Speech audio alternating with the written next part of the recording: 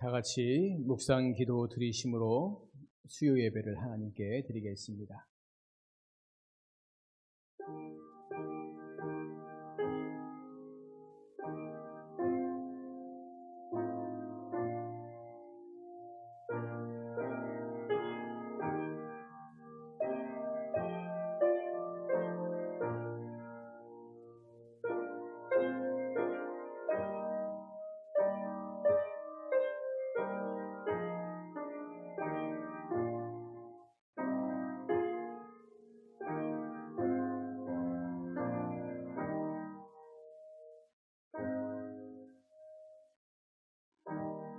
하나님은 영이시니 예배하는 자가 영과 진리로 예배할지니라. 아멘. 살아계신 하나님, 오늘도 우리가 같이 모여 예배할 수 있는 은혜 주심을 감사합니다. 주의 말씀 듣기를 소망하오니 우리의 마음과 귀를 열어주시고 말씀 듣고 그 말씀대로 순종하며 살아가는 우리 모두가 되게 하여 주시옵소서. 예배 시종을 우리 주님께 온전히 의탁드리오며 살아계신 예수님의 이름으로 기도드리옵나이다. 아멘. 찬송가 191장입니다.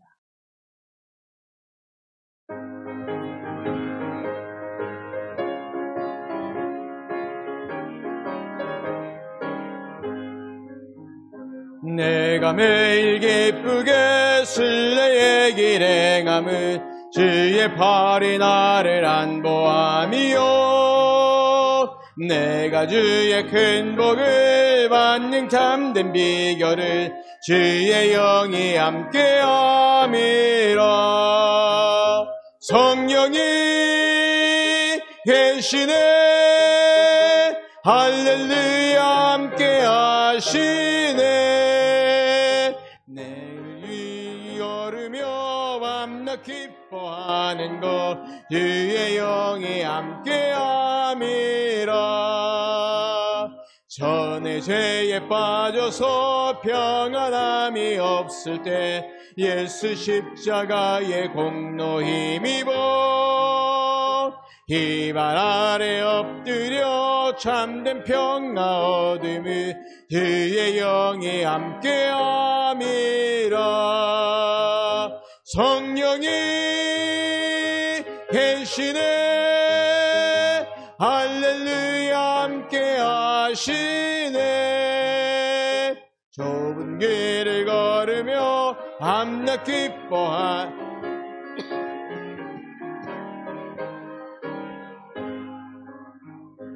나와 동행하시고 모든 염려하시니 나는 숲의 새와 같이 기쁘다. 내가 기쁜 마음으로 주의 뜻을 행함은 주의 영이 함께함이라. 성령이 계시네, 할렐루야 함께하시네. 좁은 길을 걸으며 밤낮 기뻐하는 것 그의 영이 함께함이라. 세상 모든 욕망과 나의 모든 영역을 십자가에 이미 못을 박았네. 어두운 밤이 지나고 무거운 짐 벗으니 그의 영이 함께함이라. 성령이 계시네, 할렐루야 함께하시네. 좁은 길을 걸으며 밤낮 기뻐하는 것 주의 영이 함께함이. 성령이 계시네, 성령이 계시네, 할렐루야 함께하시네. 좁은 길을 걸으며 밤낮 기뻐하는 것 주의 영이 함께함이라.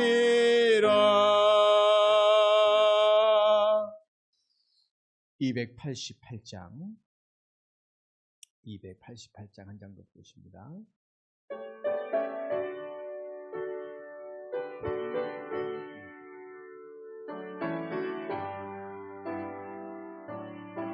예수를 나의 구주 삼고 성령과 피로써 거듭나니 이 세상에서 내 영혼이 하늘의 영광 누리도다. 이것이 나의 간증이요, 이것이 나의 찬송일세. 나 사는 동안 끊임없이 그 주를 찬송하리로다.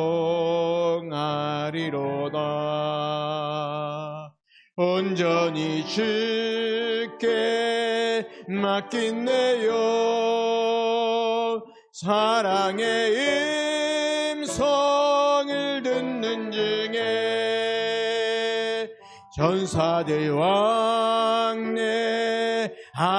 곳과 하늘의 영광 보리로다. 이것이 나의 간증이요, 이것이 나의 찬송일세. 나 사는 동안 끊임없이 그 주를 찬송하리로다.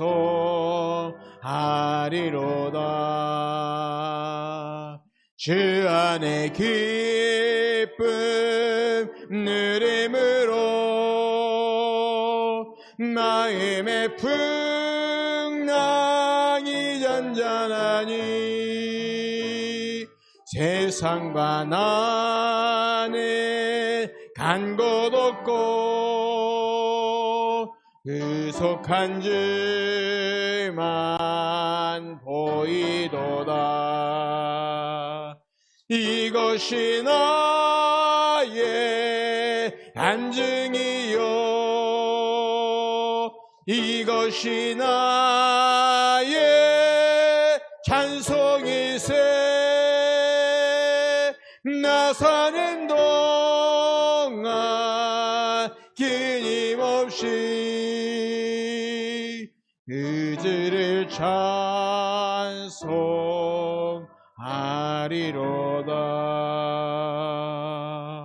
아멘.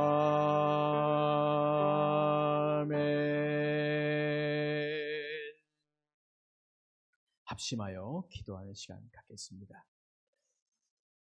오늘 드려줄 예배를 위해서 같이 기도하실 때 특별히 우리가 코로나19의 상황 가운데 이 어려움이 우리에게 위기이지만 또 다른 신앙의 기회요, 하나님을 더 인격적으로 깊이 체험하고 만날 수 있는 그런 시간들을 되게 해달라고 같이 이 시간 기도하시고, 두 번째 백신 접종, 그 다음에 치료제 개발 이런 것들이 이루어져서 속히 어려움으로부터 우리가 잘 이겨나갈 수 있는 은혜를 내려주시라고 같이 기도합니다. 비가 계속 오고 있는데 비로 인하여 어려움 당하고 피해보지 않는 분 없도록 하나님께서 긍휼의 은혜를 내려주시라고 또 이 시간 합심하여 기도하겠습니다. 같이 기도합니다. 하나님 아버지, 은혜를 감사합니다. 오늘 우리에게 주의 말씀을 들을 수 있는 시간 주셔서 하나님 앞에 나올 수 있게 하시니 감사합니다. 말씀 듣고 주의 살아계심을 우리가 체험 기도하고 나오니 주님 우리에게 은혜를 주시고 인도하시고 힘을 주셔서 살아계신 주님, 역사하시고 인도하시는 주님, 은혜 주시는 주님을 몸소 체험하는 복되고 귀한 시간들 될 수 있도록 은혜 내려 주시옵소서. 이 시간 주의 성령께서 함께하여 주시옵소서. 은총을 내려주시고 살아계신 주님을 체험하고 만날 수 있는 복되고 귀한 시간 되도록 도와주시옵소서. 코로나19로 인해서 어렵고 힘든 이 상황들이 우리가 더욱더 하나님, 살아계신 하나님 만나고 체험하는 복된 시간 되게 하여 주시고, 주의 역사, 주의 은혜 가운데 내가 거하며 나아갈 수 있는 크신 은혜를 내려주시기를 소망합니다. 하나님 아버지, 이 시간도 우리가 코로나19의 상황 가운데, 어려움 가운데 있는 우리 모든 지체들과 또 이 민족을 위해 기도하고 세계 열방을 위해 기도하오니 하나님 도와주시고 힘주셔서 이 어려움을 잘 이겨나갈 수 있도록 도와주시옵소서. 하나님 백신 접종과 또 치료제 개발 모든 일들이 잘 이루어져서 하나님 아버지 참으로 마음 놓고 생활할 수 있는, 살아갈 수 있는 은혜를 내려주시기를 기도합니다. 이 시간 주의 성령께서 함께 하시고 은혜 내려주실 것들을 믿사오며 살아계신 예수님의 이름으로 기도드리옵나이다. 아멘. 아버지 하나님, 우리에게 허락하신 복되고 귀한 시간, 우리가 주의 말씀 듣고자 모였습니다. 하나님을 예배하고자 모였습니다. 하나님께서 이 시간 우리에게 은혜를 주시고 힘을 주시고 능력을 부어주셔서 살아계셔서 역사하시고 은혜 주시는 주님을 체험하는 복되고 귀한 시간 되게 하여 주시옵소서.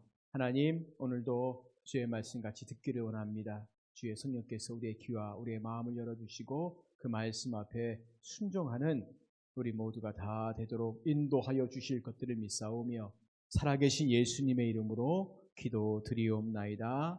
아멘.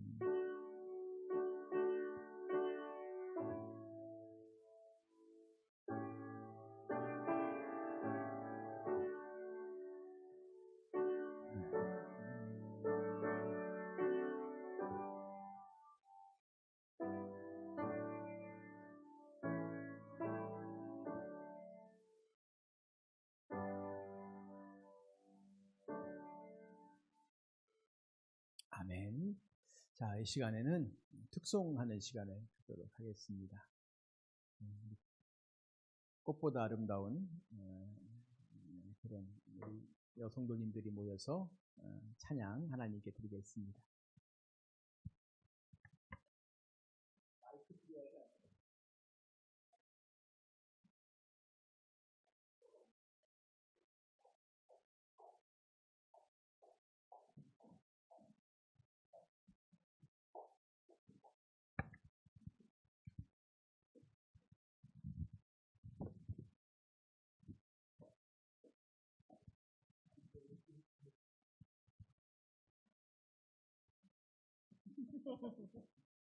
차렷, 경례.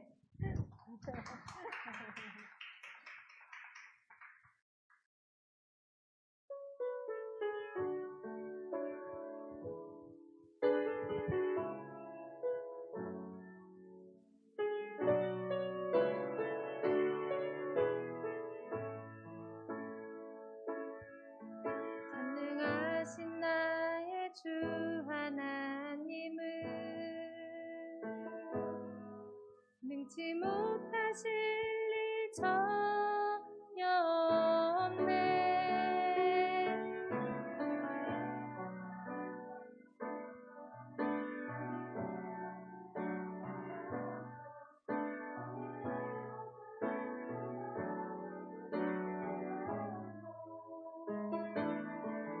신실하신 나의 주 하나님은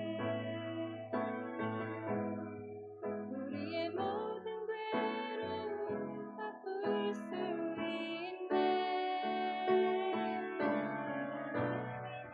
행하시고 죽은 자를 일으키시니 그를 이길 자 아무도 없네. 주님의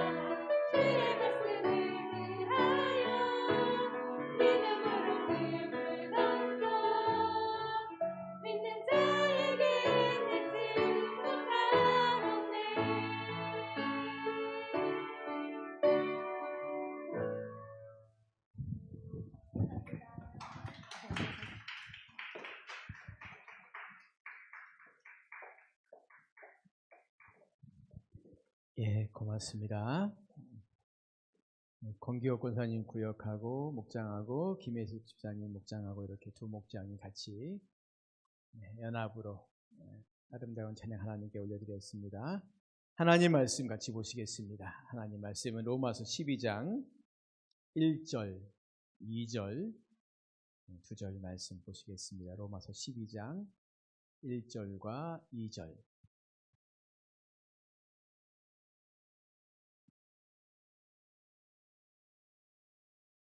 한 목소리로 말씀을 같이 읽겠습니다. 12장 1절, 2절 같이 읽습니다. 시작. 그러므로 형제들아 내가 하나님의 모든 자비하심으로 너희를 권하노니 너희 몸을 하나님이 기뻐하시는 거룩한 산 제물로 드리라. 이는 너희가 드릴 영적 예배니라. 너희는 이 세대를 본받지 말고 오직 마음을 새롭게 함으로 변화를 받아 하나님의 선하시고 기뻐하시고 온전하신 뜻이 무엇인지 분별하도록 하라. 아멘. 자, 우리가 지난주부터 이 성화에 관한 이야기 같이 보고 있습니다. 거룩함이죠. 그렇죠? 모든 종교의 특징은 거룩함들을 보이는 것이에요. 왜냐하면 종교라는 것 자체가 보이지 않는 신을 믿는 거 아닙니까? 그러니까 사람들이 왜 신을 믿느냐? 종교학자들의 연구에 의하면 인간의 한계를 안다는 거예요. 인간의 한계. 살아가면서 느끼는 한계. 특별히 가장 큰 한계가 뭐냐면 나의 죽음 이후에 어떤 일이 있을까라고 하는 이걸 알지 못하는 한계. 그러니까 종교의 출발이 사실 그렇게 시작했다라고 하더라고요. 우리가 살아가면서 부딪히는 많은 일들 앞에서 우리가 얼마나 보잘것없냐. 그러니까 하나님께서 우리 마음 가운데 하나님을 알만한 것들을 부어주셨다라고 하는 게 바로 그런 겁니다. 아, 그렇구나. 이게 우리가 이 땅에서 눈에 보이는 것을 전부라고 생각하고 살아갔는데 눈에 보이지 않는 다른 존재와 눈에 보이는 다른 세상이 있구나라는 거. 이걸 과학적으로 증명하지 못하죠. 논리적으로도 증명하지 못합니다. 그러나 우리 인간의 연약함을 통해서 그것들을 하나님이 우리 마음속에 알게 하시고 보게 하시는 거죠. 근데 문제가 뭐냐면 인간이 연약하니까 그 눈에 보이지 않는 하나님의 존재나 그 거룩함에 대해서 자꾸만 이것을 눈에 보이는 것으로 바꾸는 겁니다. 만들어내는 거예요. 어떤 형상을 만드는 겁니다. 그래서 우리가 십계명 말씀에 봐도 하나님께서 형상 만들지 말라고 하신 그 말씀. 하늘에 있는 것이나 땅에 있는 것이나 땅 아래에 있는 것이나 바다에 있는 것이나 어떤 것으로도 형상 만들지 말라고 하신 이유가 뭐냐면 그 인간의 속성이라는 겁니다. 그러니까 처음에는 비슷한 것들을 만들다가 나중에 보면은 전혀 다른 이상한 것들도 만들고, 우리 기독교에서도 하나님이 그렇게 형상 만들지 말라고 하지만 형상들을 만들지 않습니까? 눈에 보이는 어떤 것들을 만들어요. 눈에 보이는 어떤 것들을 만듭니다. 거룩함이라는 걸 가지고 어떤 것들을 만드는데 로마 캐톨릭은 성상이라는 걸 많이 만들죠. 그렇죠? 성상이라는 걸 많이 만듭니다. 그리고 성화, 그림을 이렇게 많이 그립니다.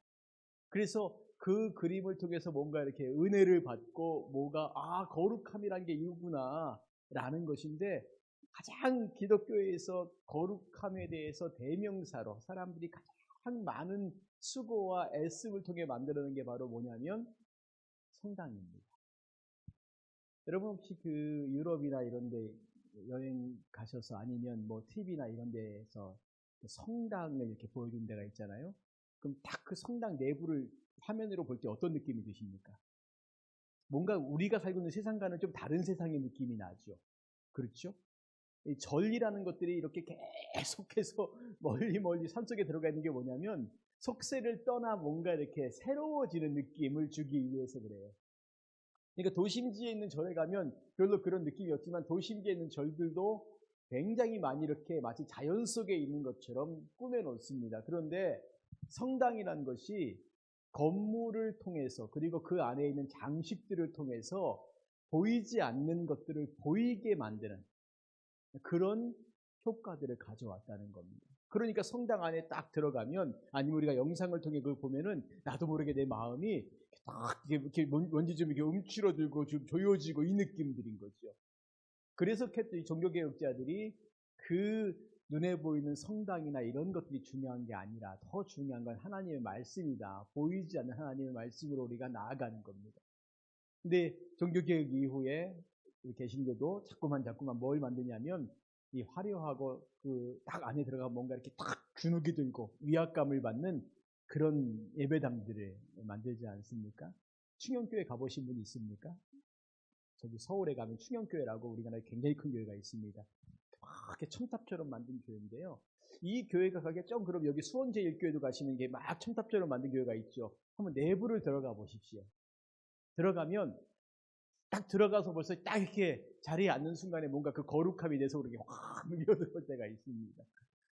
큰 교회들 가면 그 느낌이 있어요. 그렇게 만듭니다. 분위기를 그렇게 만들고, 그래서 예배당을 건축하는 사람들이 예배당 건축에 있어서 어떻게 하는 것이 예배당 건축의 가장 좋은 비결이냐면 딱 들어가는 순간에 이 세상을 떠나 마치 하나님 앞에 서 있는 그런 느낌을 갖게 만들어요.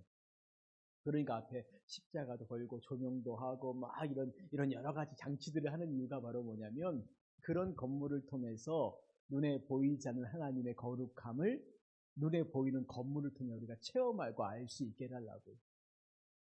이게 어느 정도 효과를 거두었습니다. 그런데 이제 문제가 뭐냐면 이 코로나 시국에 딱 들어와서 예배당에 못 오잖아요. 그리고 우리가 예배를 어떻게 드립니까? 화면을 보고 예배를 드리죠. 화면을 보고 예배를 드리면 어떤 것이 사라지냐면 우리가 이 공간 속에 들어와서 느끼는 거룩함들이 처음에는 뭔가 이렇게 화면을 보면서 이렇게 가지려고 애쓰다가 시간이 지나갈수록 화면은 화면인 거예요. 내가 그 공간 속에 들어가 있는 게 아닙니다. 그러니까 좀 자세가 더 편해지고 복장도 편해지고 어떤 사람들은 뭐 이게 정말 그런 일이군요. 어떤 사람들은 이렇게 밥을 먹으면서 같이 예배를 드리는 사람도 있다고 말하고. 그러니까 이 공간이 주는 그런 많은 유익함들을 우리가 더 이상 누릴 수 없는 상황들 가운데 이게 오게 되는 거죠. 여기에는 장점이 있고 단점이 있습니다.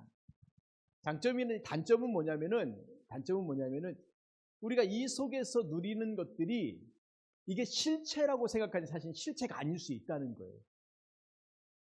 우리가 여기 오는 것이 예배당 안에 오는 것이 이게 정말 우리가 하나님 앞에 나오는 것이냐라고 말할 때 그건 아닐 수 있다는 거죠. 그건 아니라는 겁니다. 그런데 우리는 그걸 착각하고 있는 거예요. 여기에 앉아 있어도 머릿속으로 계속 다른 생각만, 내가 지금 가스레인지에 뭘 올려놨나 내려놨나, 내가 내일 내 은행에 돈을 갚아야 되는데 운이 있나 없나 이런 온갖 생각들, 내가 애들 뭐 줘야 되는데 챙겨줬나 안 챙겼나 이런 생각만 하고 여기 앉아 있으면은 그럼 여기 있는 공간의 의미가 없는 거죠. 그렇죠?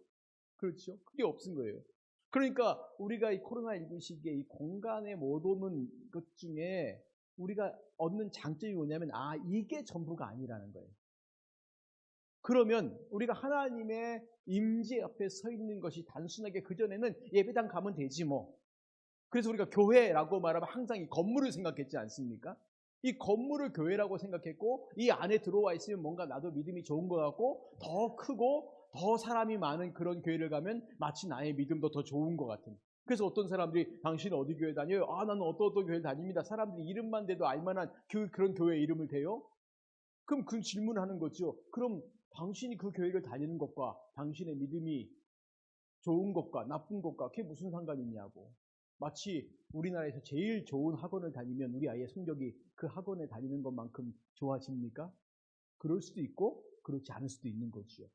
그렇죠? 똑같은 거예요. 그러니까 이곳에 코로나19 시기에 우리가 가져야 될 이런 어려움을 통해서 우리가 가져야 될 게 뭐냐면 진짜 거룩함이 뭐냐라는 거예요. 우리가 하나님 앞에 선다는 것이 뭐냐라는 겁니다. 반드시 예배당에 오는 거냐? 오지 말라 그 말이 아닙니다. 이 오는 것이 다가 아니라는 거예요. 우리가 어느 곳에 있든지 어떤 모양으로 있든지 심지어 직장에 있든지 가정에 있든지 어느 곳에 있든지 내가 하나님 앞에 지금 서서 하나님을 예배하는 삶. 오늘 우리가 읽었던 이 말씀이 뭐겠습니까? 바로 우리가 드릴 영적 예배가 뭐냐라고 말할 때 우리의 몸을 하나님께 드리는 것이거든요. 우리의 삶을 하나님께 드리는 겁니다. 이게 우리가 거룩한 삶의 모습이거든요. 그러니까 예배라는 것은 단순하게 이렇게 예배당이라고 하는 공간에 모여서만 예배하면 내 믿음이 좋아지고 내가 하나님이 기뻐하시는 자녀가 된다라고 하는 것에 대한 착각으로부터 이 코로나19가 우리를 자꾸 벗어나게 만드는 거야. 그게 아니구나. 그럼 여기 올 수 없으면 내 믿음이 자라지 않는가? 그건 아닌 거죠. 우리가 어떤 모양으로 어떤 상태에서 어떤 환경에서 예배를 드리든 간에 그 자리에서 예배하는 그것이 우리가 하나님 앞에서 어떤 모습이고 또 단지 찬송하고 기도하고 말씀 듣는 이런 형식적인 예배가 아니라 우리의 삶이 하나님 앞에 드려진다는 게 과연 뭘까? 이것까지 우리가 진지하게 고민해야 하지 않으면 안 된다는 거예요. 그래서 이 성화라고 하는 것이, 거룩함이라는 것이 예배 열심히 잘 드려라, 이거 말하는 게 아니거든요. 이거 말하는 게 아닙니다. 예배를 열심히 잘 드리고 많이 드리고 오랜 시간 드리고 그거 우리에게 말씀하고 있는 게 아닙니다. 보다 더 중요한 건 우리에게 주신 하나님의 말씀을 가지고 우리가 우리의 삶 가운데 어떤 모습으로 살아가느냐에 대한 이야기가 바로 성화에 관한, 오늘 우리가 살아가는 영적인 싸움들이라는 거예요. 그러니까 영적인 싸움은 예배당에 와서 예배를 드려요, 못 드려요, 이게 중요한 게 아니라는 거예요. 그러니까 한국교회가 자꾸만 예배당 중심의 신앙생활이 되었다가 2년 전에 코로나19가 빵 터지고 난 다음에 예배당 중심의 신앙생활이 더 이상 불가능해졌잖아요. 그렇죠? 이게 내 스스로가 아니라 어쨌든 간에 이게 타의에 의해서 그런 상황이 벌어졌을 때 그럼 나는 어떻게 해야 될까라는 거죠. 근데 벌써 이런 상황들 가운데서 예배당 중심의 신앙생활, 그게 전부라고 생각했던 사람들은 벌써 그 신앙이 무너지는 거예요. 예배당을 못 오니까. 이게 여기가 내 중심이었는데 내가 여기를 못 가네? 그럼 어떡하지? 라고 하는 건데 우리가 착각하고 있었다는 거죠. 예배당 중심의 신앙생활이 아니라 우리의 신앙생활은 우리의 모든 삶의 영역에서 하나님과 만나고 그리고 그분의 말씀들을 그 삶의 현장에서 어떻게 실천해 가느냐. 이게 진짜 신앙생활이고 그게 거룩한 삶의 모습들이라는 겁니다. 신앙생활은 누군가가 도와줘서 되는 게 아닙니다. 그리고 가장 중요한 건 나예요, 나. 최근에 미국이 아프간에서 철수한 이후에 미국이 생각했던 건 다르게 한 7일 만에 아프간이 점령을 당했어요.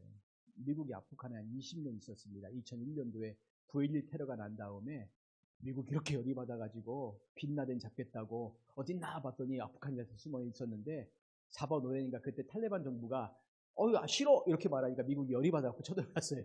그래갖고 탈레반 정부를 박살내고 빈라덴 죽이고 난 다음에 나오려고 했는데 생각해보니까 가서 멀쩡한 남의 나라 박살내버린 거예요. 그러니 간 김에 이 나라에다가 좋은 민주정부를 세우자 라고 이제 미국이 고민하고 20년 동안 엄청나게 많은 돈, 얼마나 많은 돈을 투자했냐면 놀라지 마십시오. 우리나라 돈으로 2,000조 원이 넘습니다. 20년 동안 2,000조 원이 넘고 군인과 민간인들 사망한 사람들도 거의 몇천 명, 몇만 명 가까이 되는 사람이 죽었어요. 거기서. 그리고 이 미국은 이 전쟁터에 나가서 군인들이 죽으면 이 후속 조치를 또 하지 않습니까? 이 사람들에게 연금 주고 가족들에게 연금 주고 막 이런 것들이 이게 앞으로 또 향후 한 2,000조가 또 들어간다는 거예요. 그러니까 이것도 근데 전문가들의 말에 의하면 가장 보수적으로 잡아서 그 정도 됩니다. 넓게 잡은 게 아니라 가장 이렇게 좁았어요.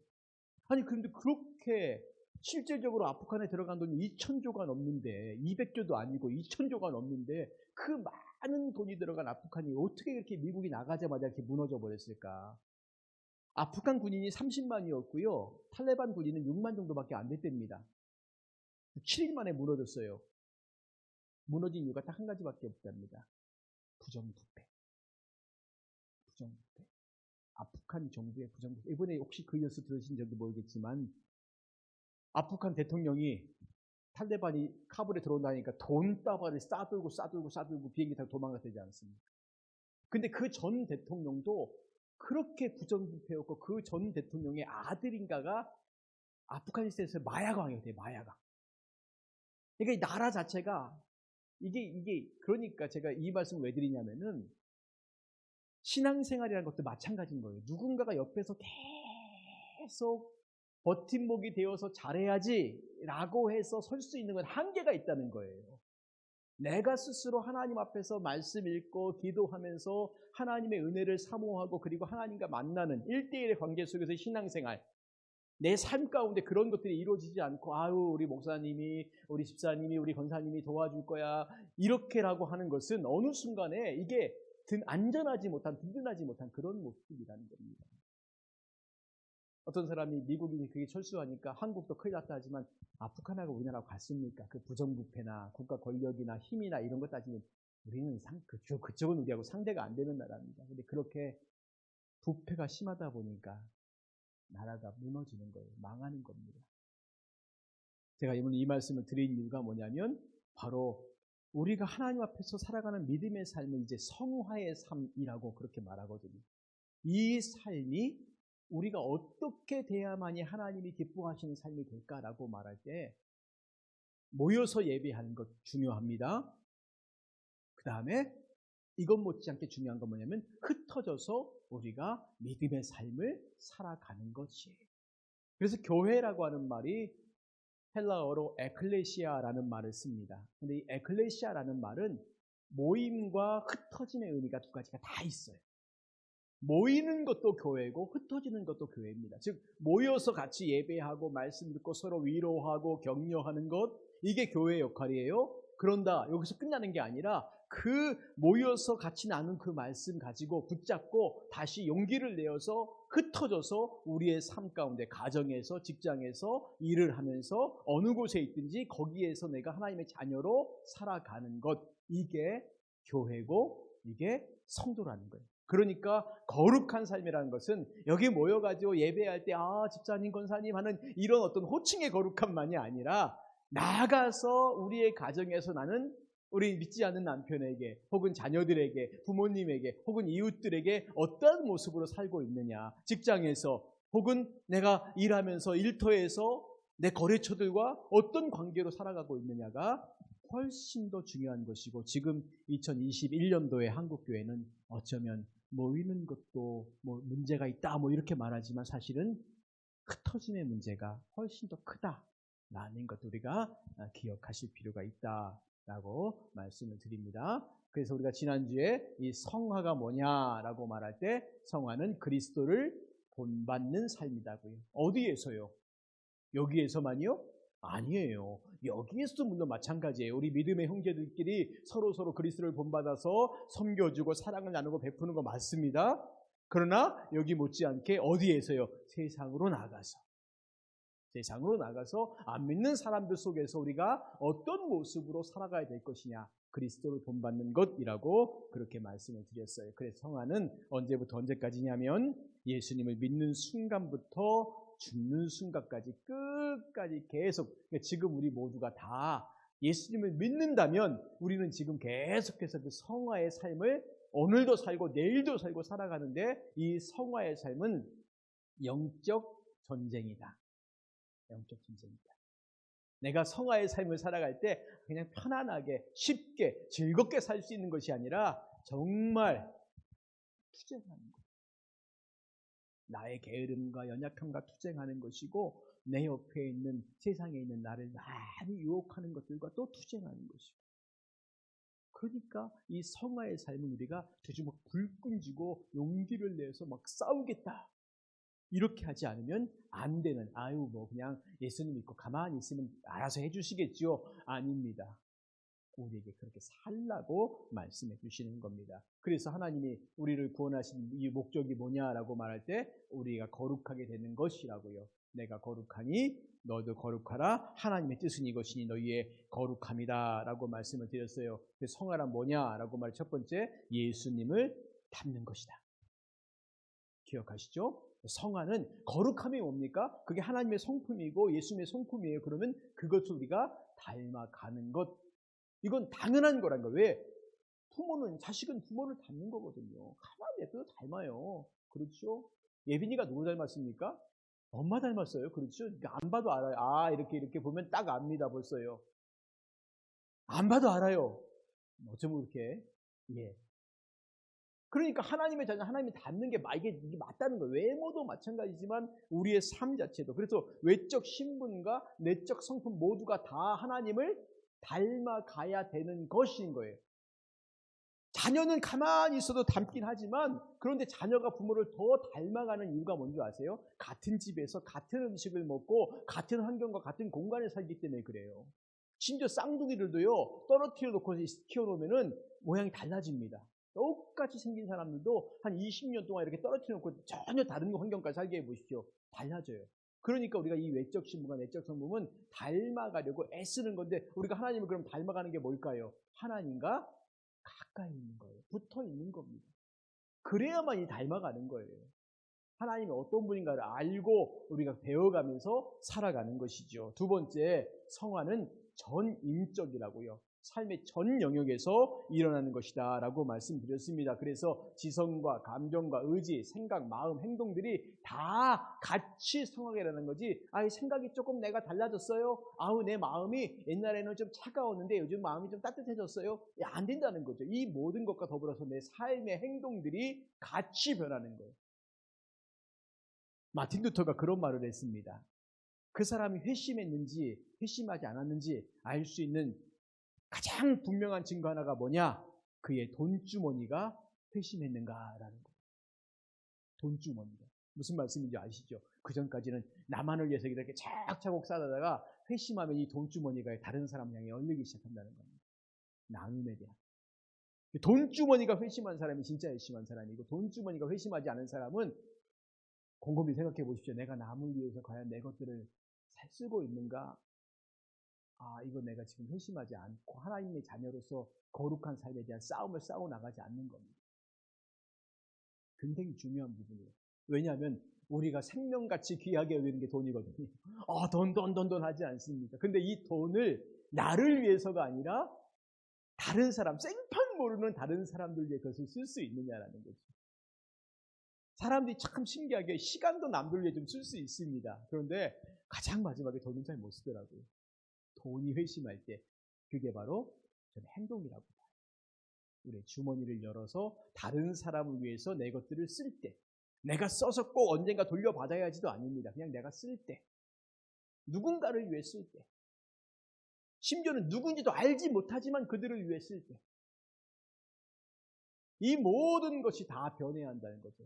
생각이 변하고 마음이 변하고 행동이 변하고. 그러니까 우리의 거룩함은 단순하게 내가 하나님을 잘 믿고 성경 많이 알고 이게 아니라요, 우리의 실제 삶이 그렇게 변하는데, 요즘 예레미야 말씀을 통해 제가 지난주도 그런 말씀 드렸지만 예레미야 말씀 가운데 21장까지 계속 반복되고 나왔단 말이 뭡니까? 너희들이 정의를 행하지 않고 공의를 행하지 않았다는 이 말씀 계속하고 있잖아요. 하나님께서요. 그 계속하는 말씀이 너희들이 예배 안 드렸다, 제사 안 드렸다 그 말씀 안 해요. 너희들이 정의를 행하지 않고 공의를 행하지 않았다는 거예요. 이게 하나님께서 그 백성들에게 베푸기를 원하시는 마음인데 그들이 그 삶을 안 사는 거예요. 그러니까 아무리 제사를 많이 드리고 아무리 예배를 많이 드리고 아무리 말씀을 많이 알고 있어도 그들이 정의와 공의가 없는 삶이라면 하나님 안 보신다는 겁니다. 그러니까 오늘날에 우리의 정의와 공의가 무엇으로 드러나겠습니까? 내가 가지고 있는 것들을 다른 사람과 얼마나 나누며 살고 있느냐라는 거죠. 우리 모두가, 저를 비롯한 우리 모두가 다 나를 위해 쌓아주는 건 너무너무 잘하지 않습니까? 이건 쉬워요. 이건 누가 안 가르쳐도 잘합니다. 그런데 내 주머니를 열어서 누군가에게 줄 수 있는 그것들은 굉장히 귀한 겁니다. 아이들 어렸을 때부터요, 혹여나 요즘 우리가 특별히 길을 가다 거린들을 많이 만나지는 않지만 혹시 그렇게 있는 사람이 있다면 아이들을 통해서 그 사람들에게 이렇게 뭔가 줄 수 있는 마음들을 좀 가르치고 배우게 하십시오. 그게 중요합니다. 세 번째, 성화란 전생에 걸쳐 점진적으로 일어난다고요. 반짝하고 일어나지 않는다는 거예요. 계속 일어나는데 이 일어남이 뭡니까? 오르락 내려가 우리의 인생 곡선이 위로 아래로 뭐 좋았다 나빴다 온갖 일들이 벌어지지 않습니까? 인생이 한순간에 마치 저 성공을 향해 갈 때 저 끝까지 가지 않아요. 그렇죠? 올라갔다 내려갔다 온갖 그런 일들 다 겪으면서 마지막에 거기 가는 겁니다. 그런 것처럼 우리의 영성 그래퍼도 똑같다는 거죠. 내가 예수님 믿고 난 다음에 그냥 하는 게 아니라 늘 우리의 삶이 나의 연약함으로 인하여서 아니면 주변의 강팍함으로 인하여서 유혹으로 인하여서 내 마음이 오르락내리락 어제는 하나님을 그렇게 보고 기뻤는데 오늘은 힘들고 어려우니까 턱 쳐졌다가 다시 위로 올라갔다가 쳐졌다가 이런 삶이 우리 가운데 얼마나 반복되고 있냐. 근데 그게 정상이란 거예요. 어느 누구도 일직선으로 쫙 올라가는 거 그냥 와 저 사람은 한치 으트림도 없이 그냥 계속 가네? 그런 사람 없다는 겁니다. 그러니까 왜 나는 이렇게 자꾸만 오르락내리락 할까라고 말할 때 염려하지 마세요. 다 그래요. 다 그렇습니다. 다만 내가 올라갈 때 너무 자만하지 말고 내려갈 때 너무 낭망하지 말라는 거죠. 내려갈 때도 하나님 바라고 의지하면서 힘들 때가 있거든요. 우리 마음이 힘들고 상황이 힘들고 여러 가지 주변의 환경들이 힘들 때가 있어요. 그럴 때 그건 당연한 거예요. 심지어는 사탄이 우리를 공격해서 우리를 괴롭히고 어렵게 할 때가 있거든요. 당연한 겁니다. 그때도 우리가 어느 상황 가운데 있든지 그냥 하나님 바라보는 겁니다. 하나님 바라보는. 내려갈 때도 하나님 바라보고 올라갈 때도 하나님 바라보고. 그러니까 우리의 그래프가 이렇게 되는 거예요. 그냥 이렇게 하나님께로 가까이 갔다가 다시 불안정과 연약함 때문에 죄로 갔다가 다시 갔다가 올라가 계속 왔다 갔다. 인간의 질성은 죄를 향해 가려고 하고요. 우리는 하나님께로 가라고 하는 이 말씀을 기억하고 하나님께 의지적으로 가는 거예요. 그러니까 이 거룩한 삶은 의지적으로 우리가 살아가는 거지 가만히 있어 하나님의 은혜로 우리를 그렇게 살게 하시지 않는다는 겁니다. 물론 우리가 의지적으로 살아가는 것에도 은혜가 있어요. 내 힘 갖고만은 안 돼요. 그러나 거기다 그냥 난 가만히 있고 난 아무것도 안 할 거예요 라고 할 때 과연 우리가 거룩하면 살 수 있느냐? 아닙니다. 그래서 이 성화의 특별함이 바로 뭐냐면 하나님의 수고와 인간의 수고가 결합되는 것이라는 거예요. 하나님께서는 이미 그 은혜를 주셔서 우리가 그렇게 살게끔 말씀하시지만 인간이 거기에 반응해서 내가 그렇게 살겠다고 같이 발버둥을 칠 때 그 일들이 이루어지는데 그렇게 살아도 이런 반복되는 삶이 벌어진다는 거예요. 그렇게 살아도. 그런데 그렇게 살지 않으면 우리는 여전히 이렇게 살 수밖에 없다는 겁니다. 그래서 지난주에 야곱에 관한 이야기를 하면서 야곱이 하나님 앞에서 살았던 그의 삶의 모습들 얼마나 야곱이 그의 이름같이 사기꾼 아닙니까? 야곱이요. 발 뒤꿈치를 잡았다 하는데 야곱의 이름은 사기꾼이에요. 평생을 사기꾼의 삶을 살았어요. 그렇게 살았어요. 그런데 하나님은 그를 거룩함으로 오게 하시려고 이렇게 아버지를 속이고 형을 속였던 이 사람 하나님은 그런데 그를 기억하셨어요. 베델에서 다시 내가 너를 이곳으로 돌아오게 해주겠다고. 결국 그 삶에 얼마나 많은 우여곡절을 겪습니까? 그리고 야곱이 돌아오면서 이스라엘이라고 하는 이름을 얻지 않습니까? 야복강가에서요. 근데 그 야복강가에서 얻었던 그 이름, 이스라엘 이름이라는 것이 야곱에게 온전히 이루어진 게 나중에, 한참 나중에, 거의 죽을 때가 다 돼서 이루어진. 그래서 야곱이 나중에요, 애굽에 가서 바로를 축복하는 이 장면들을 우리가 볼 수가 있습니다. 내 삶이 우리 조상들에 비해서는 그렇게 길지 않지만 참 험난한 인생을 내가 살았다고 말하면서 그 험난한 인생 왜 그렇게 살았을까? 야곱 안에 있는 욕심인 거죠. 욕심을 갖고 있으니까 자꾸만 남 속이고 빼앗고 훔치고 자기 거 챙겨두면서 안 주려고 하고 이러니까 자꾸만 형과 갈등이 생기고 그 다음에 외삼촌과 갈등이 생기고 자식들과 갈등이 생기고 가는 곳곳마다 갈등이 생기는 일을 보십시오. 창세기를 읽으면서 야곱의 생애라면 곰곰이 다시 보세요. 왜 이 사람이 이렇게 힘들까? 뭐 때문에 그럴까? 뭐 다 자기 욕심이에요. 자기 욕심대로 형 속여요. 아버지 속여요. 자기 욕심대로 외삼촌 집에 가서 외삼촌 거 야금야금 빼요. 물론 외삼촌도 자기를 속이죠. 그러니까 그 속임에 또 반응해가지고 더 속이고 그래서 외삼촌 거 다 좋은 건 싹 빼먹고 그리고 나와버리고. 그런 모든 삶이 사실은 다른 게 아니라 야곱 안에 있는 사기꾼의 기질, 죄성이에요. 하나님이 이 야곱의 죄성들을 자꾸만 깨부수시는 겁니다. 외삼촌을 통해 깨부수시고 그의 아들들을 통해 깨부수고 깨붓고 결국 그가 마지막에 깨져요. 마지막에 깨져요. 그렇게 전생애를 통해 일어나는 것입니다. 네 번째 성화란 하나님의 일인 동시에 신자의 일이기도 하다라고 말씀을 드렸습니다. 그래서 보십시오. 우리가 살아가면서 주님과 동행하는 이 삶, 같이 앉아서 노래하고 공부하고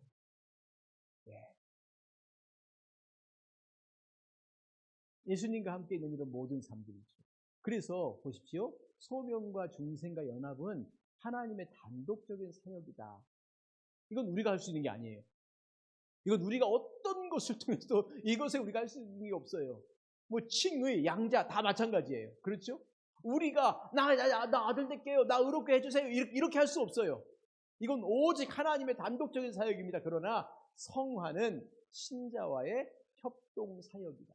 우리가 여기에 뭔가 할 일이 있어요. 그렇다고 해서 50대 50은 아닙니다. 51대 49도 아니에요. 따져보고 난다면 하나님께서 거의 99고 우리는 1일 겁니다. 그런데 우리는 그 1마저도 힘들다고 안 할 때가 얼마나 많은지 몰라요. 50대 50이 아니에요. 그래 하나님과 나고 그럼 이 성화는 동등하구나. 뭐 그렇지. 그런데 하나님이 우리에게 온전한 100을 요구하실 때 하나님은 우리에게 99, 어쩌면 99.9, 99.99를 말씀하시고 우리에게는 1, 0.1, 0.11, 뭐 0.01 이렇게 우리에게 말씀하실 수 있다는 거예요. 그러니까 우리에게는 아주 작은 것이지만 그거 행하라고. 근데 우리는 그것마저도 힘들어해요. 그것마저도 조금만 어려움이 닥치면 금방 벌써 우리 마음이 지치고 힘들어서 하겠네, 못하겠네, 막 그러지 않습니까? 그런데 그 1 혹은 0.1 그 작은 것이라도 하기 위해서 우리에게 필요한 게 뭐냐면 끊임없는 훈련과 연습이라는 겁니다. 그래서 우리는 성령님의 도움으로 나이마다 조금씩 성화되어 가는 것입니다. 그러기에 성화에는 훈련과 연습 그리고 순종이 필요한 겁니다. 이게 핵심이에요. 훈련하고 연습한다. 어떻게 훈련하고 어떻게 연습해요? 이건 우리가 거룩한 삶에 대한, 즉 죄를 짓지 않는 것도 우리가 훈련하고 연습해서 하는 거지 않습니까? 질서를 지키는 것도 마찬가지고 법을 지키는 것도 마찬가지고요. 그렇죠? 내 걸 나눠주는 것도 순종을 통해 하는 거예요. 이것도 계속 하다 보면 해요. 근데 우리가 작은 것들을 나누지 않다 보면 큰 건 못 나눕니다. 그런데 누군가에게 내가 1,000원 주고 2,000원 주고 10,000원 주고 하는 것들이 나도 모르게 내 삶에 습관이 되어 있는 사람은 나중에 큰 것도 해요. 그런데 그게 습관이 되어 있지 않으면 절대 안 합니다. 남들에게 커피 한 잔 안 사는 사람이 언젠가 누군가에게 정말 큰 거 하겠다? 그런 사람 보신 적 있습니까? 없어요. 작은 것을 나누는 게 훈련이 되고 습관화되어 있는 사람이 남들에게 큰 것도 나눕니다. 그냥 작은 것도 맨날 자기 챙기려고 이렇게 큰 의식 그렇게 뜨고 이렇게 하는 사람이 결코 남에게 큰 거 줄 수 있지 않아요. 순종도 마찬가지예요. 하나님이 우리에게 말씀하실 때 작은 일에 우리가 아멘 하고 순종하는 사람이 큰 것도 할 수 있는 거지. 아니 작은 것들은 별거 아니니까 안 하고 나중에 큰 거 할 거야. 못합니다. 할 수가 없어요. 그러니까 순종에는 훈련과 연습이 순종이 필요한 겁니다. 성화에는 이게 작은 일이에요. 하나님이 보시기엔 정말 작은 거지만 하나님 우리가 그렇게 행하는 것에 기뻐하십니다. 기뻐하십니다.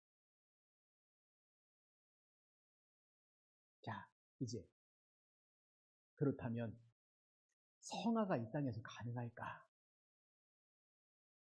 성화되어졌다. 이게 우리는 완전히 되어진 것에 대한 얘기거든요. 여기에 두 가지 이야기가 있습니다. 첫 번째, 이 세상에서 성화가 불가능하다고 하는 극단적 견해가 있어요. 아예 안 돼, 불가능해 라고 말하는 거. 이 말이 맞을 수 있죠. 그렇죠? 그런데 이렇게 말하는 사람들의 문제가 뭔지 아세요?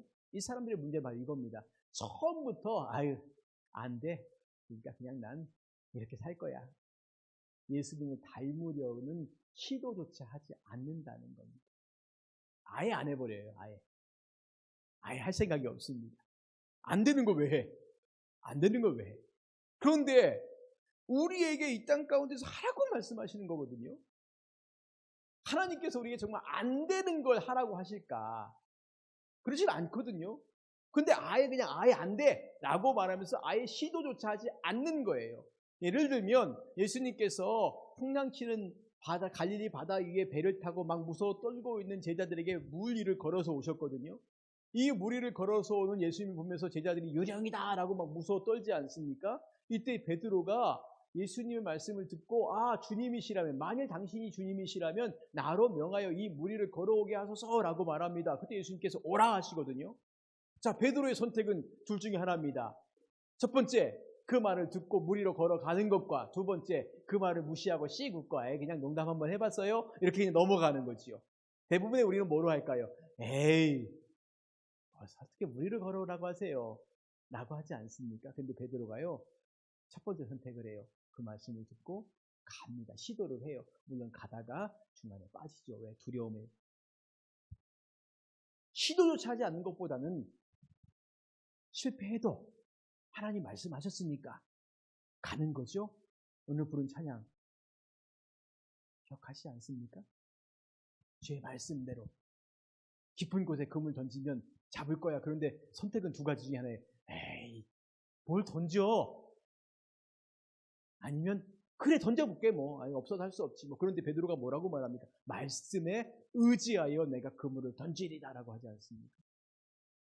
베드로의 상식으로는 그곳에 물고기가 없어요. 그 시간에는. 예수님은 어부도 아니에요. 예수님은 목수입니다. 그렇죠? 베드로는 거기서 잔뼈가 굵은 사람이에요. 내 경험으로는 지금 거기에 물고기 없어요. 그런데 말씀에 의지하여요. 뭐 그물 던지는 게 우리가 낚싯줄 던지는 것만큼 그렇게 뭐 씩 던졌다가 없으면 썩 이게 아닌 거예요. 이미 정리하고 들어가서 자고 다시 또 고기를 잡으러 나와야 되는데 한 번 더 던진다는 것은 이게 엄청난 많은 시간이 필요한 겁니다. 해요. 근데 안 하는 겁니다. 이 사람들이. 불가능해. 뭐하러 해. 아유 시간 낭비야. 그냥 살면 되지 뭐. 라고 하는 겁니다. 그러니까 하나님 말씀대로 순종해 보세요. 에이 안 돼요. 그냥 그러고 살아요. 그러니까 그 하나님 말씀 안에 있는 그 풍성함들을 누리지 못하는 겁니다. 말씀에 의지하여 순종하는 것이 얼마나 중요한가라는 거죠. 두 번째는 이런 사람도 있습니다. 완전한 성화를 이룰 수 있다는 거예요. 그럼 이 사람들은 열심히 막 노력을 할까? 그런데 여기에 또 문제가 있습니다. 어떤 문제가 있냐면 이 견해는 완전하게 될 수 있어 라고 생각했는데 자꾸만 내 삶은 그 완전함에 못 가거든요. 그러니까 여기서 또 좌절하고 낭망해요. 괴리감을 갖는 거예요.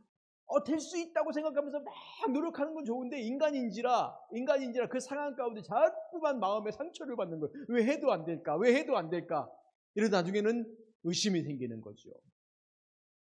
그래서 우리에게 말씀하시는 건 뭐냐면 날마다 좌절하고 날마다 아까 그 상황들이 바로 이겁니다. 쳇바퀴 돌듯이 막 돌게 만들면서 날마다 좌절하고 날마다 낙담하게 만들어서 결국 성화의 길을 포기하게 만드는 겁니다. 완전하게 될 수 있어 라고 생각해갖고 거기 막 가는데 거길 못 가는 거예요. 그러니까 좌절하고 낙담하고 우리 신앙생활에 이런 분들 많지 않습니까? 내가 열심히 최선을 다했는데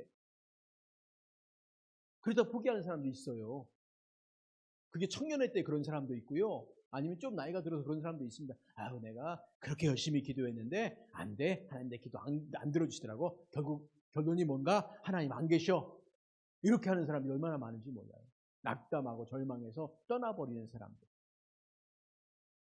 그러니까 성화에 대한 바른 견해가 뭐냐라고 말하면 딱 이겁니다. 이 세상에서 하나님께서 우리에게 허락하신 것만큼이에요. 그럼 우리에게 하나님이 얼마만큼 허락하셨을까라는 거죠. 자, 중요한 건 바로 뭐냐면요. 성화가 첫 번째 하나님의 뜻이라는 거 분명히 기억하실 필요가 있어요. 그리고 성화는 구원의 목적이에요. 우리를 구원해 주신 목적이 뭐냐면 하나님 닮아가는 거예요. 나 닮은 사람 만드는 겁니다. 하나님께서요. 우리로 당신 닮게 하려고 부르신 거지 그냥 구원했다. 이게 목적이 아닌 거예요. 그러면 여기에 뭐가 있겠습니까? 분명히 하나님께서 우리를 통하여서 어느 경지에까지 이룰 수 있도록 해주시지 않겠냐는 거예요. 물론 그 이후에 완전한 성화는 우리가 영화라고 그렇게 말하는 거지요. 그렇죠? 그래서 우리가 이 하나님의 뜻이자 구원의 목적인 이 성화를 보면 교회사의 많은 성도의 삶을 통해 이것이 가능하기도 하겠구나라고 하는 우리가 흔히 말하는 저 사람 정말 그래 저렇게 살아야지 저런 믿음의 삶을 살아야지라고 하는 것이 아무도 없는 게 아니라 우리 앞서 갔던 성경에 나오는 인물만이 아니라 성경에 나오지 않는 교회사의 인물들 가운데 이런 사람들이 있었다는 겁니다. 그리고 그들을 통해서 그 시대가 변하고 그 시대가 새로워지고 이런 역사가 또 있었고요. 몇 사람에 관한 이야기를 좀 말씀드리면 18세기 영국이 가장 혼란스럽고 어지러울 때가 있었습니다.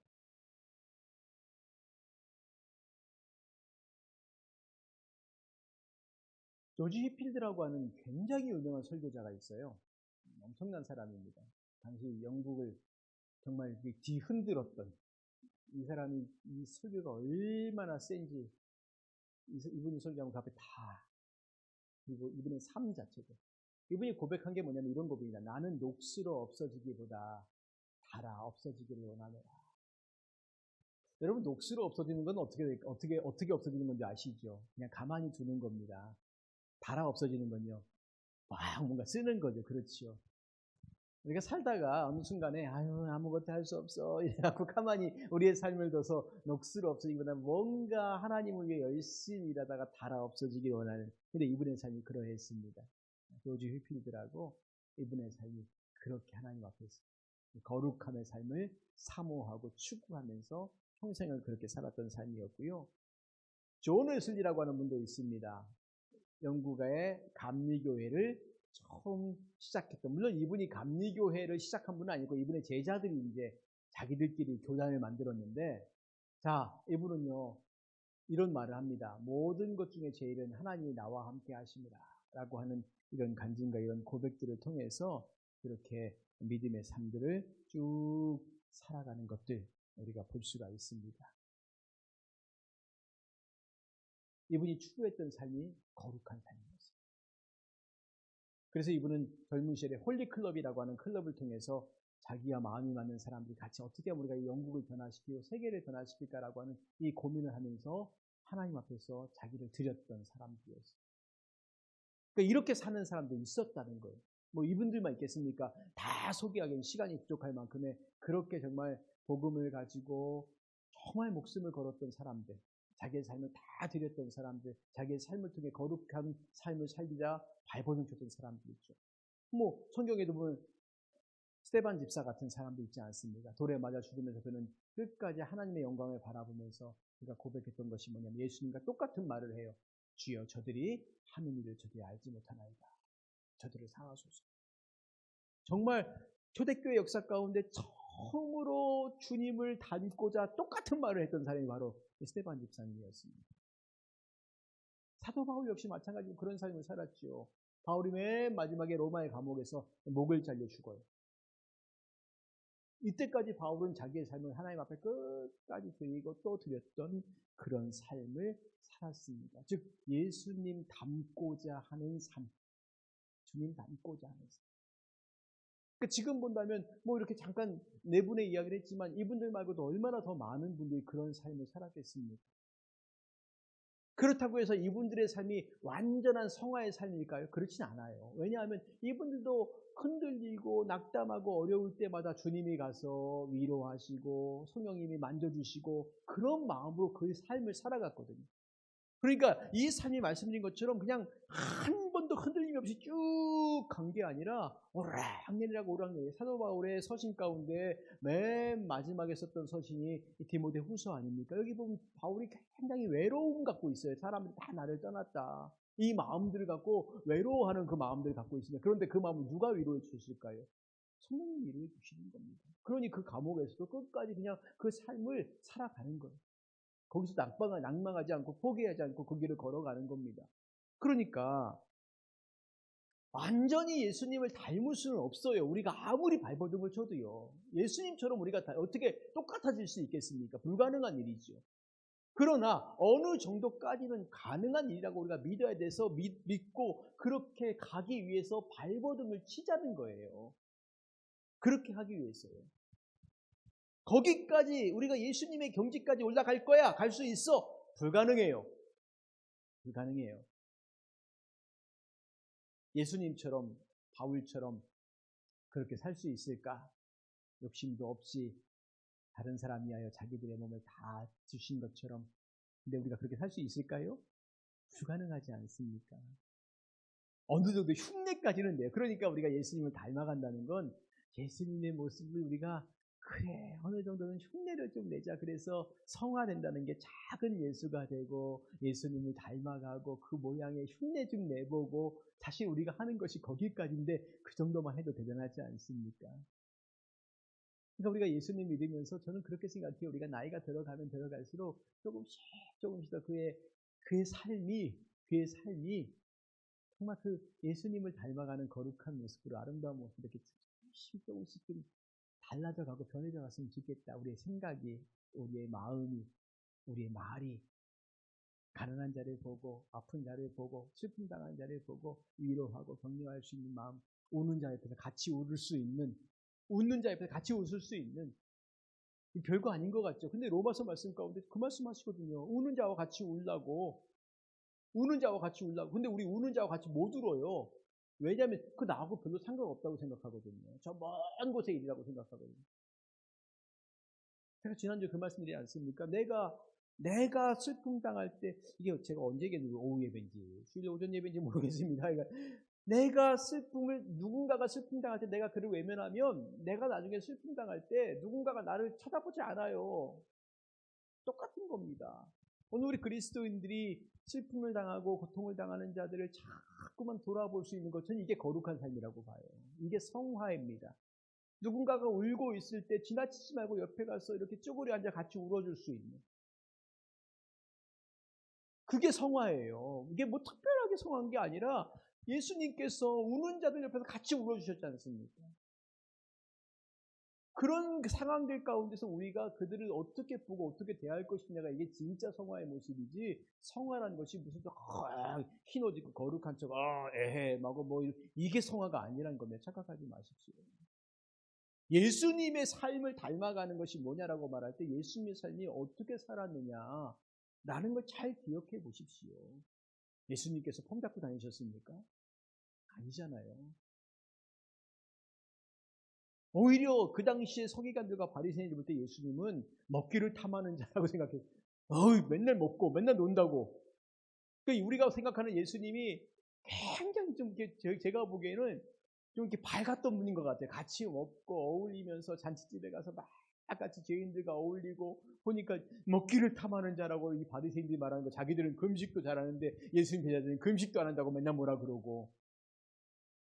근데 예수님이 고통당하는 자, 아픔당하는 자와 함께 우셨어요. 그리고 즐거워하는 자들과 같이 또 즐거워했어요. 우리 반대로 하면 안 됩니다. 즐거워하는 자들 옆에서 왜 저렇게 웃어대? 이렇게 하시면 안 되고, 우는 자들 옆에 가가지고 기껏 갖고 울어 이렇게 하면 안 되고. 근데 우리도 모르게 그렇게 할 때가 많아요. 무관심할 때가. 남의 기쁨에 대해서 무관심하고 남의 슬픔에 대해서 무관심하고. 제발 우리 아이가 좋은 대학 못 가도 남의 아이가 좋은 대학 가면 기뻐해 주십시오. 근데 우리가 잘 못하잖아요. 그렇죠? 그게 우리가 마음을 열어서 그 사람 같이 이렇게 마음을 같이 하는 것입니다. 어려운 게 아닙니다. 근데 그걸 훈련을 통해서 가능한 거예요. 연습을 통해 가능한 겁니다. 자꾸만 다른 사람의 입장에서 먼저 생각해보고 다른 사람의 마음을 먼저 헤아리려고 노력하고, 그럼 내 마음은요? 이러지 마세요. 내 마음은 다른 사람이 내 마음을 이해해 줄 거고 하나님이 내 마음을 이해해 주실 거니까 나는 내 마음 먼저 알아달라고 말하지 말고 다른 사람 마음 먼저 알아주려고, 이해해 주려고. 그게 우리 주님 닮아가는 겁니다. 근데 온전하게 100% 되지 않아요. 우리가 할 수 있는 게 얼마까지 모르겠습니다. 그래도 우리가 살면서요, 그런 삶이 10% 정도만 돼도 우리는 대단한 사람들일 겁니다. 그렇게 거룩한 삶. 다음 주에는 성화를 위해 내가 해야 할 일이 무엇이냐라고 하는 부분에 관한 이야기를 해 나가도록 하겠습니다. 기도하겠습니다. 같이 이 시간에 우리 말씀을 기억하며 기도합시다. 성화는 하나님의 뜻입니다. 성화는 구원의 목적이에요. 우리가 주님을 완전히 닮아갈 수는 없습니다. 그러나 어느 정도까지 우리가 주님을 닮아가려고 발버둥치고 애쓰는 삶. 그게 뭡니까? 나보다 더 약한 사람과 함께하는 거예요. 나보다 강한 사람, 힘 있는 사람, 많은 사람이 아니라 나보다 더 약한 사람, 슬픔을 당한 사람, 아픔을 당한 사람과 함께하는 것이고, 그의 마음을 알아주는 것이고 위로하는 것이고. 나도 내 마음 좀 알아줘. 아니요, 그게 아닙니다. 또 누군가가 즐거워하면 같이 즐거워할 수 있는 삶. 오늘 그게 참 중요해요. 누군가 즐거워할 때 같이 즐거워하고 누군가 슬퍼할 때 같이 슬퍼할 수 있는. 마음을 같이 하는 삶, 우리가 그렇게 살 수 있는 그 은혜를 우리에게 주시고 그렇게 우리가 발버둥 치며 살아갈 수 있게 해달라고 같이 이 시간 합심하여 기도하겠습니다. 기도합니다. 하나님 아버지 은혜를 감사합니다. 오늘 우리가 거룩한 삶에 대한 말씀을 같이 나누면서 무엇이 거룩한 삶인가, 어떻게 살아가는 것이 거룩한 삶인가 우리에게 알게 하시고 깨닫게 해주심을 감사합니다. 하나님 아버지, 거룩한 삶의 모습들이 하나님 앞에서 살아가는 참으로 귀하고 아름다운 모습일진데 이것이 우리 하나님 닮아가는 것이고 우리 주님 닮아가는 것인데, 하나님 오늘 우리에게 말씀하십니다. 우는 자와 같이 울고 웃는 자와 같이 울고 마음을 같이 하여 그들과 함께 할 것들, 우리가 이 세상에서 정말 우리의 마음을 열어서 같이 해야 될 사람들이 얼마나 많습니까? 슬픔을 당한 자들, 어려움 가운데 있는 자들, 고난 가운데 있는 자들, 그리고 정말 기쁘고 즐거운 자들과 또 함께하는 그 모습들, 이것이 우리가 하나 되는 것이고 함께하는 것이고 즐거워하고 기뻐하는 것이 우리가 알게 하셔서 하나님 정말 우리가 하나님 안에서 이 마음 가지고 이 삶의 자세와 모습 가지고 그렇게 우리가 하나하나 우리 주님을 닮아갈 수 있는 귀한 삶 될 수 있도록 은혜를 내려 주시옵소서. 하나님 아버지, 죄를 미워하고 은혜를 사모하고 그리고 우리가 다른 사람에게 은혜를 나누고 베푸고 섬기는 일들에 온 마음과 온 힘을 다하며 나아갈 수 있는 신령한 은혜, 귀한 은혜, 복된 은혜 우리 모두에게 내려 주시옵소서. 주님, 오늘도 우리가 함께 하심을 감사합니다. 주의 말씀 들어주심을 감사합니다. 주님 도와주시고 인도하여 주시옵소서. 예수님의 이름으로 기도합니다. 아버지 하나님, 은혜를 감사합니다. 오늘 우리에게 말씀을 통해 거룩한 삶이 무엇이고 우리가 거룩하게 되어진다는 것이 무엇인가 알게 하심을 감사합니다. 주님을 닮아가는 것, 우리 예수님 닮아가신 것이고 예수님께서 행하신 일들을 본받아 우리도 그렇게 살아가는 것임을 깨달아 알 수 있도록 도와주셔서 특별히 우리 주위에 나만을 위한 삶이 아니라 내 옆에 나보다 더 약한 사람, 가난한 사람, 작은 사람, 어려운 사람들을 돌아보며 그들과 마음을 같이하여 하나 될 수 있는 복된 은혜를 내려 주시옵소서. 아버지 하나님, 오늘 교회가, 우리 성도들이 그러한 삶을 살아가야 합니다. 그렇게 살게 하여 주시옵소서. 이 일들을 위해 우리가 연습하고 훈련하고 순종하며 나아갈 수 있도록 인도하여 주시옵소서. 오늘도 예배자리에 함께 하신 우리 성도님들 한 사람 한 사람 붙잡아 주시고, 하나님 오늘도 예배 때마다 반주로 수고하는 집사님, 오늘도 또 귀한 찬양을 드린 우리 권교 권사님과 또 김혜석 집사님, 귀한 목장의 식구들 은혜를 내려주시고, 우리가 목장 같이 모임이 못된 지가 참 오래되었는데 돌아보고 섬기고 하나 되어줄 수 있는 귀한 은혜도 내려주시옵소서. 예배를 마치고 돌아가는 발걸음 지켜주시고 주의 은혜로 인도하여 주실 것들을 믿사오며 살아계신 예수님의 이름으로 기도드리옵나이다. 아멘. 지금은 우리 주 예수 그리스도의 은혜와 하나님 아버지의 무한하신 사랑과 성령님의 위로 교통 충만 역사하심이 오늘도 주님 앞에 나와 한 마음으로 예배하며 돌아가는 우리 모든 성도님들 머리 위에 지금부터 영원토록 함께 하시기를 간절히 축원하옵나이다. 아멘.